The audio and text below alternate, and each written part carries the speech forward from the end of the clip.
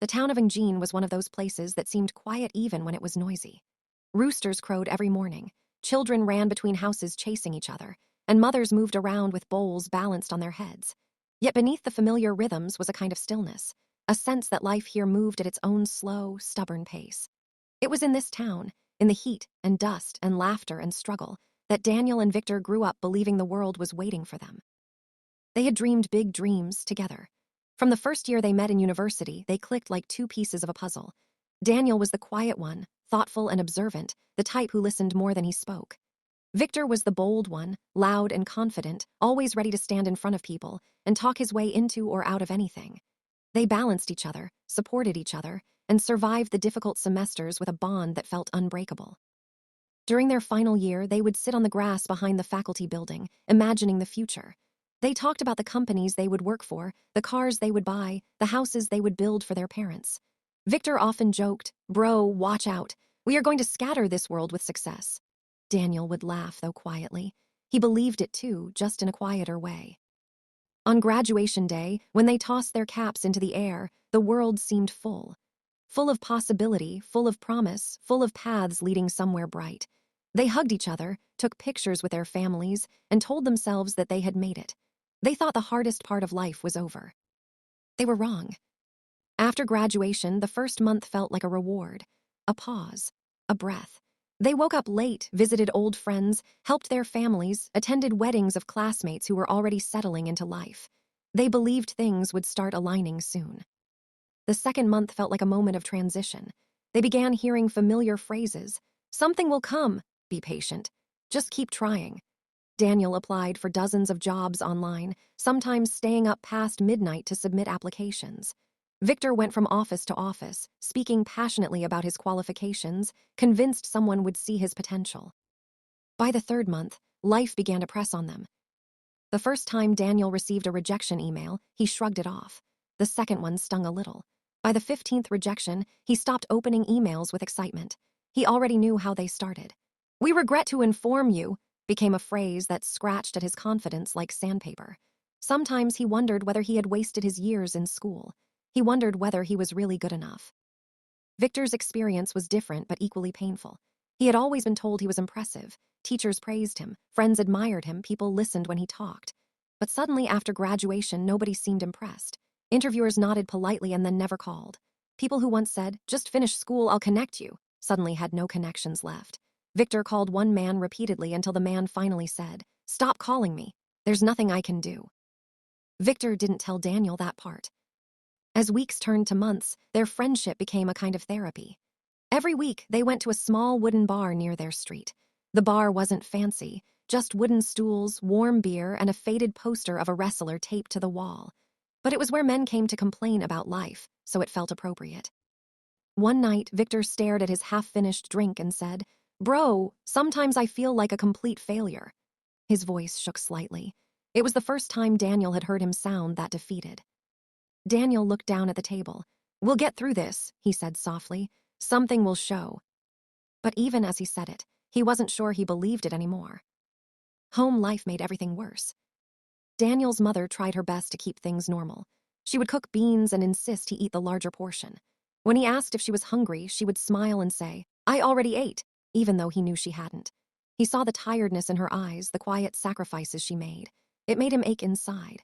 He wanted to help her, to lift her burden, but he had nothing. No income, no prospects, nothing but a phone that could barely load a web page. Victor's father, on the other hand, was not subtle. Every day he had something sharp to say. "Are you the only graduate in this house? When will you bring money home? Your mates are doing something with their lives." Victor tried to brush it off at first, but the words eventually crawled under his skin, weighing down his shoulders and twisting his pride into knots. Still, life continued, slow and heavy, like thick mud. Then one night, everything shifted for Daniel. He was sitting outside his house, leaning against the wall, scrolling through his nearly dead phone. The moonlight washed the street in a soft glow, and the distant hum of generators blended with the occasional dog barking. He didn't expect anything important, just noise to distract him from his thoughts. Then a tweet appeared. "Learn digital skills. The future is online. Nobody is coming to save you." Daniel froze. It felt like someone had punched holes in the wall around him, letting fresh air in. He stared at the tweet for a long time. Something about it felt personal, like it was written directly to him. He clicked the link attached to it. It led to an article about young Africans earning money online. From there, he went to YouTube. He typed, "How to earn online." He watched a video, then another, then another. Each one made him sit up straighter. He felt something ignite in his chest. The next morning, he started learning. Graphic design, writing, freelancing, building profiles, communicating with clients. He wrote notes on scraps of paper. He practiced designs on apps that barely functioned on his phone. He failed repeatedly, but he kept going. Weeks passed. Then one afternoon, he heard a notification. A new message. "Hi, I saw your sample. Are you available for a small project?" His breath caught, his heart raced. He typed back immediately. It was a $25 job. He finished it in 2 days, terrified the client would hate it, but the client loved it. When Daniel held the money in his hand, well, digitally in his account, it felt unreal. He used part of it to buy food for the house. When his mother saw it, she held his face and whispered, "My son, your time has come." He didn't cry then, but later, when he was alone, he did. Victor didn't react the way Daniel expected. When Daniel told him about the job, Victor frowned. "So you're now doing online hustle? Are you sure it's real work?" Daniel nodded.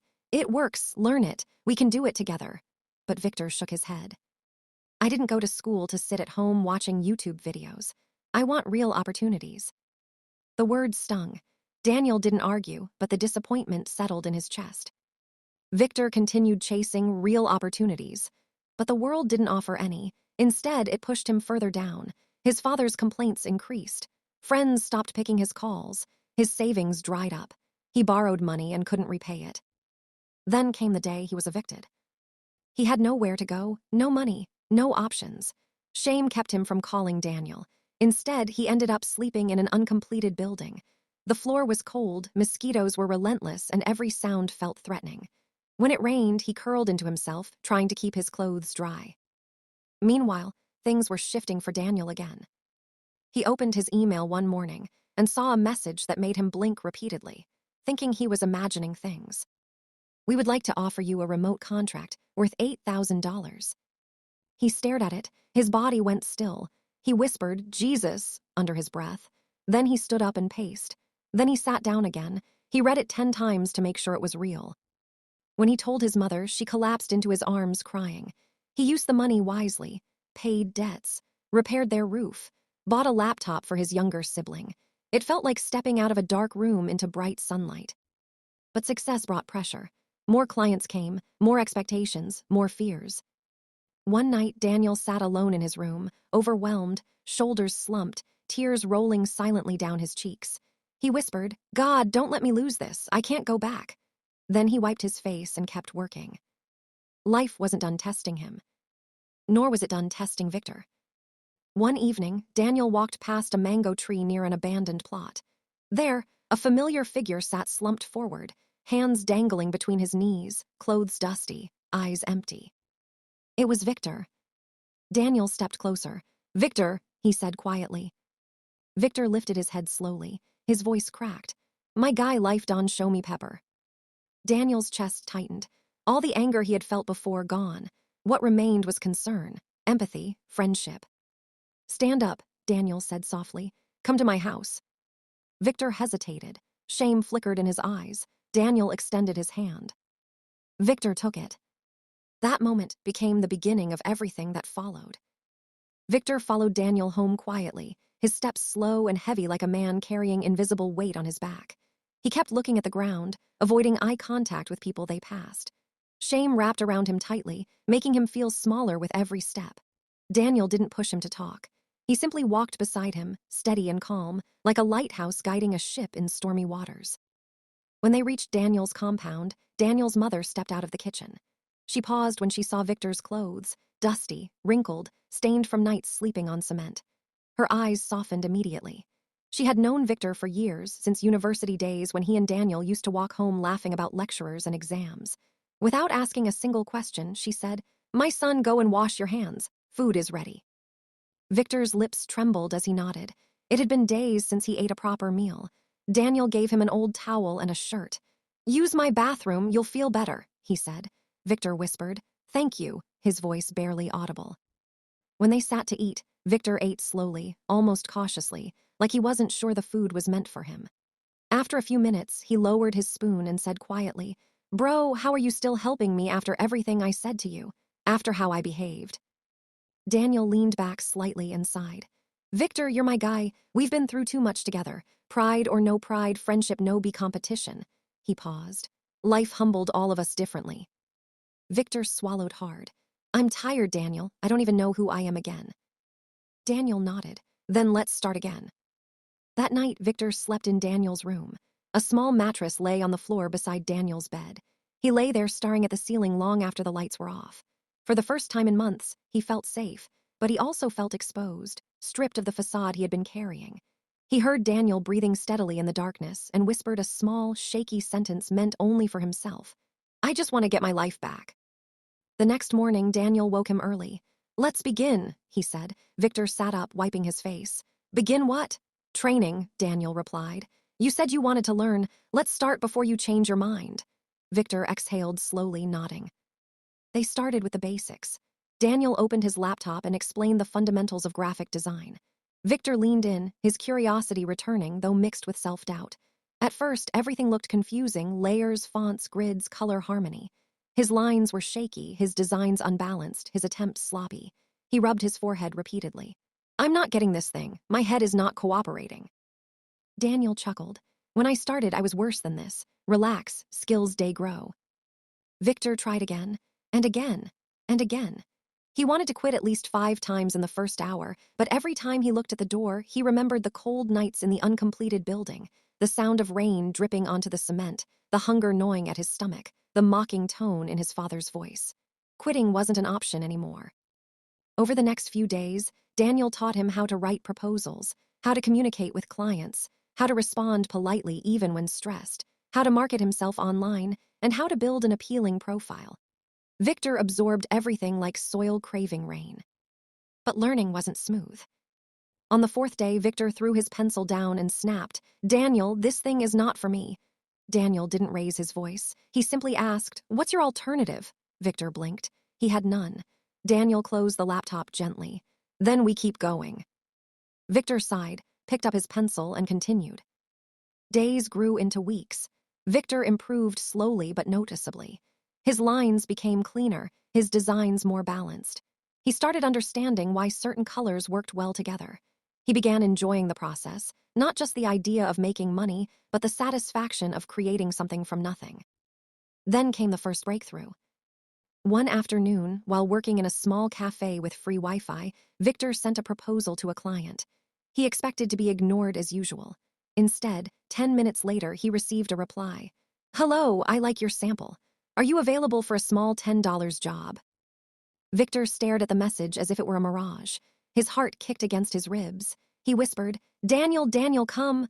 Daniel rushed to his side, thinking something was wrong. Victor turned the screen toward him. Bro, look. Daniel grinned. Reply. Victor typed with trembling fingers. When the job was confirmed, he stood up abruptly, chair nearly falling behind him. He laughed, a loud, uncontrolled laugh of relief. People in the cafe turned to look. He didn't care. When the client finally sent payment, Victor held his phone to his chest and whispered, Thank you, God. The feeling wasn't about the money. It was about dignity, hope, proof that he wasn't useless. Things began to change. Victor got more gigs, small ones at first. Logos, flyers, simple banners. He wasn't earning big yet, but every job sharpened him. Daniel guided him through difficult clients, taught him how to stay professional even when frustrated, and encouraged him when he felt overwhelmed. But life, being life, wasn't finished testing them. One afternoon, Victor went to work at a cafe. He wanted to feel independent again, to work outside, like real freelancers he admired. The cafe was bright and busy, with people tapping on laptops, sipping cups of tea, and arguing about football scores. Victor felt almost normal. Until 2 policemen walked in. They scanned the room and then locked eyes on Victor. One of them said, You, stand up. Victor froze. Me. Stand up, the officer barked. The entire cafe fell silent. Victor stood, heart racing. Sir, what happened? The officer grabbed his shirt. Where do you get money from? We heard some boys doing internet fraud here. A murmur rippled through the cafe. Victor's hands shook. "Sir, I'm not into fraud. I'm working freelancing." The officer scoffed. "Freelancing? You think we are fools? Come outside." Victor's voice trembled. "Please, sir, let me call someone. My friend trained me. He can explain." People in the cafe whispered. Some felt pity, others assumed the worst. Victor's head spun with humiliation. His breath quickened. He felt himself drowning in shame. Someone nearby called Daniel. Minutes later, Daniel burst through the cafe doors, breathing hard, sweat on his forehead. "Officers, please," he said, stepping between them and Victor. "He's not a fraudster. He's a designer. I trained him." Daniel opened his laptop, showing them his own verified profile, then showed Victor's. He displayed legitimate client conversations, completed projects, and payment histories. The officers examined the evidence skeptically. After several tense minutes, they released Victor. One of them muttered, "Be careful, not everyone will listen." Then they left. Victor sank into a chair, head in hands, heart still beating violently. Daniel sat beside him quietly. After a long moment, Daniel said softly, "Victor, this is why skills are important, not just for money, but for dignity, for protection.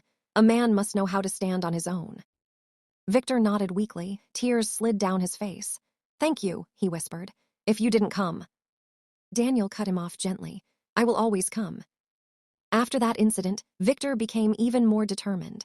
He practiced harder, took feedback more seriously, and stopped cutting corners. He apologized to Daniel more deeply than before, not with words alone, but with effort. Real effort. Meanwhile, Daniel was rising too. His steady work grew into bigger projects. Clients trusted him.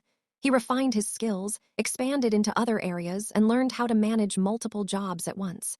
He saved aggressively, invested in better tools, and began thinking of long-term growth. But even success brought its own shadows. One evening, Daniel sat at his desk staring at a screen full of deadlines. His shoulders were tense. His eyes burned. He had been working nonstop for weeks, trying to manage clients across different time zones. His mother knocked gently on the door. "My son, eat something," she said. "You've been in there all day." Daniel rubbed his temples. "I will, Mama, just a few more minutes." Hours later, he was still working. His body felt heavy, his breathing shallow, but he pushed through, driven by fear of losing everything he had gained. Victor noticed the stress. One night, he walked in to find Daniel hunched over, the room hot from the hours of electricity generator running outside. Papers, notes, and project drafts were scattered across the table. Victor stepped closer. "Daniel," he said carefully, "you need to rest." Daniel didn't look up. "If I rest, I'll fall behind." Victor frowned. "Bro, you can't kill yourself because of work." Daniel finally raised his head. His eyes were watery, red from exhaustion. He whispered, "I can't afford to fail, Victor. My family depends on me." Victor sat beside him. "I know, but rest no be failure. Even your laptop needs to cool down sometimes." Daniel exhaled slowly. For the first time in weeks, he allowed himself to lean back. He closed his eyes. Victor covered the laptop. "Sleep, tomorrow is still there." Daniel didn't argue. He was too tired. Their growth continued side by side. Two young men still learning how to navigate life, mistakes, pressure, expectations. Victor's gigs grew gradually, from $10 to $15, then $25, then $40. He took pride in the tiny increments because they were real, earned, honest. He saved up and eventually rented a small self-contained apartment, not fancy but his. His father apologized one day, not directly but in the quiet Nigerian father way. "So, you're doing well now, Ain? Good, keep it up." Victor understood it as love. Daniel kept rising too, not only in income but in recognition. People in Engine began coming to him for advice. Younger boys gathered around him asking, "How do I start?" Daniel started teaching them freely. Some dropped out after 2 days, some stayed, but he kept teaching anyway. Their friendship became something stronger, no longer grounded in shared dreams, but in shared wounds. They had seen each other broken and rebuilding. They had lifted each other when life knocked them down. Still, life wasn't finished shaping them. And the road ahead was longer than they imagined. Victor's confidence continued to rebuild itself piece by piece, but confidence gained after humiliation grows differently. It grows slowly, carefully, like a small plant in harsh soil, stronger than before, yet always remembering the storms that nearly tore it from the ground. He no longer walked through town with the exaggerated swagger he once had. Now, people saw a different Victor. one who greeted neighbors gently, one who listened more, one who chose humility over the loud pride that had once shielded him. His new apartment was nothing grand, just a small room with a narrow bed, a plastic table, 2 chairs, and a window that overlooked the dusty street. But to him, it felt like a palace. He had worked for it, earned it. It represented a turning point not just in his finances, but in his identity. On the day he moved in, Daniel helped him carry his bag and mattress from his mother's house. When they finished arranging the small room, Victor stood, they said. "I know the place is small," he said, smiling sheepishly. Daniel shook his head. No place is small when you're building from zero with your own hands. Victor's eyes glistened. "Thank you, bro, for everything." Daniel waved him off. "We're only just starting." The next months were filled with growth and small victories, but also challenges neither of them expected. Victor's work improved significantly. Clients began praising him, some referring others to him, but freelancing was unpredictable.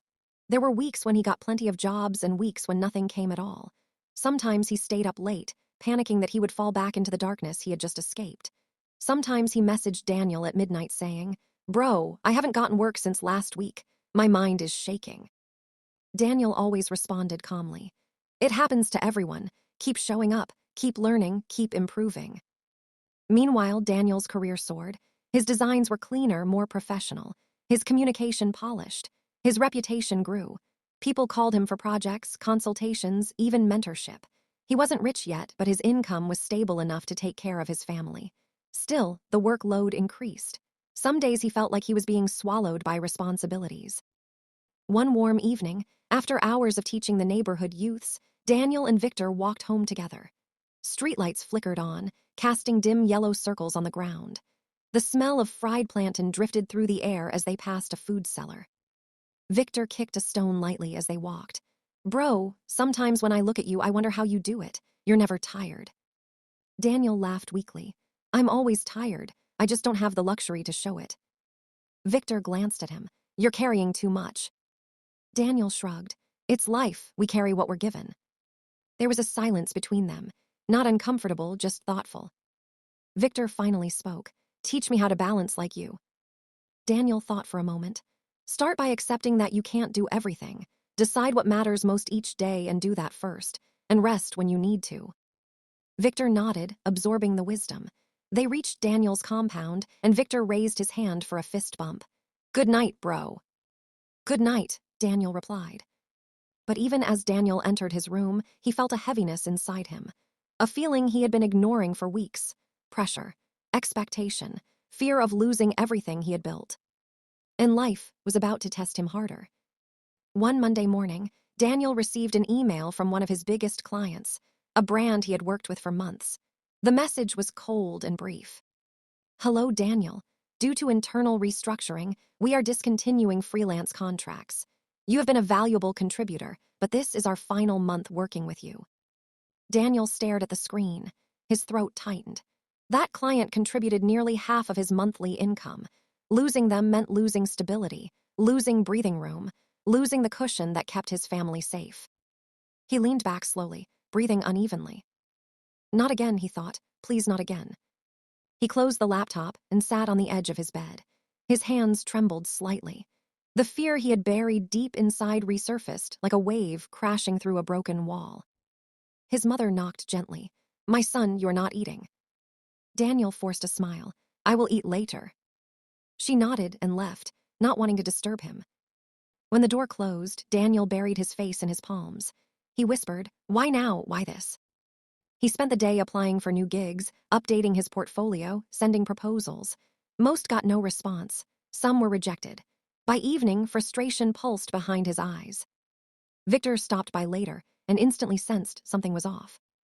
"You're quiet," he said. Daniel tried to brush it aside. "I'm fine." But Victor wasn't convinced. "Daniel, talk to me." Daniel sighed deeply. "I lost a big client today." Victor's eyebrows rose. "How big?" "Big enough." Victor sat down beside him. "Bro, I'm sorry, but listen, this same skill brought you that client. It will bring others. You didn't reach here by luck. You worked for it." Daniel stared at the floor. "I'm just tired." Victor smiled gently. "Then rest, but don't break." Daniel looked at him, and something softened in his expression. The irony wasn't lost on him, how the same friend who once mocked his online work was now the one strengthening him. Life had a funny way of rewriting roles. The following days were difficult for Daniel.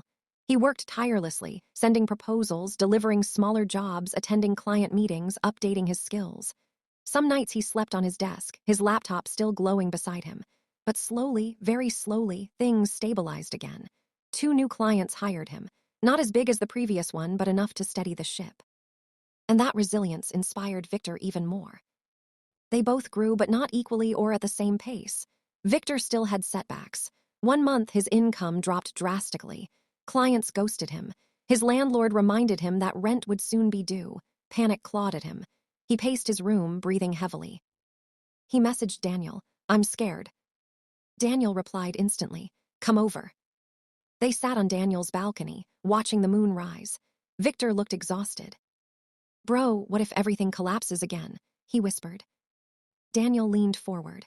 "Victor, life doesn't collapse all at once. It gives warnings. And even if it collapses, you rebuild again. You already did it once." Victor exhaled shakily. "I just don't want to go back to that uncompleted building." Daniel placed a hand on his shoulder. "You won't. You're not who you were then." And it was true. Victor was more disciplined now, more consistent, more intentional. He kept learning new skills: branding, social media design, client relationship management. His communication improved drastically. Clients began leaving positive reviews, praising his professionalism and humility. Slowly, his income rose again. Meanwhile, Daniel's mother started a small business with some of the money Daniel saved for her. She began selling provisions near the house. The business wasn't booming, but it helped with daily expenses. Daniel loved seeing her happier, more relaxed, not worrying about every naira. Daniel himself continued mentoring young people. Some days, his small sitting room filled with teenagers watching him work, asking questions, taking notes. "If you can learn even one skill well," Daniel would say, "you can change your life." Victor often helped him teach. He stood at the whiteboard Daniel bought and demonstrated how to design simple posters. The younger boys looked at him with admiration. Victor, who not long ago had been broken and lost, was now someone's source of inspiration. Life was moving forward for both of them. Then, one day, something unexpected happened. A well-known business owner in Engine, named Mr. Obira, who ran a printing press in town, approached Daniel with an offer. He had heard of Daniel's skills and wanted to collaborate on a major project that involved branding several small companies. He offered to pay Daniel a significant amount and requested that Daniel assemble a small team to execute various parts of the work. Daniel accepted, excited but also aware of the responsibility. He chose Victor as his first team member. When Daniel told him, Victor's jaw dropped. "Me, are you serious?" "Of course," Daniel said. "This is your chance to grow more." Victor shook his head. "Bro, I'm not sure I'm ready." Daniel smiled. "You'll never feel ready. You'll only become ready by doing." The project began, and it was their biggest challenge yet. There were tight deadlines, demanding clients, disagreements about designs, miscommunications that nearly derailed everything. There were nights when tension filled the room as Daniel and Victor argued over details, fonts, colors, layouts. Victor sometimes felt defensive, going back to his old habits. Daniel sometimes felt impatient, snapping at him unintentionally. But every argument ended the same way, with understanding. One night, after a particularly intense disagreement, Victor took a deep breath and said, "Daniel, if I'm messing up somewhere, tell me clearly. Don't hold it in." Daniel sighed. "I'm not angry at you. I'm just overwhelmed." Victor nodded slowly. "Then let's be overwhelmed together." The project stretched them, tested their patience, sharpened their skills, and strengthened their partnership. When it was finally completed, Mr. Obera praised their work and paid them generously. It was a major victory, not just financially but emotionally. They had proven they could handle big responsibilities. Their lives continued expanding in ways they never expected. Daniel became one of the most respected freelancers in Engine. People from nearby towns reached out to him for work. He trained more youths. He even hosted a small workshop at the community hall, teaching over 30 people basic design concepts. Victor, too, started gaining visibility. He built a small client base. His name circulated among small business owners. Yet through all these changes, the two friends never forgot where they came from. They remembered the pain, the nights filled with doubt, the days when hope felt far away. Those memories kept them grounded. Years later, when people in Engine told stories of perseverance, they spoke of two young men who had faced hardship, rejection, humiliation, and fear, but chose not to drown. They spoke of boys who became men, not by luck, but by grit.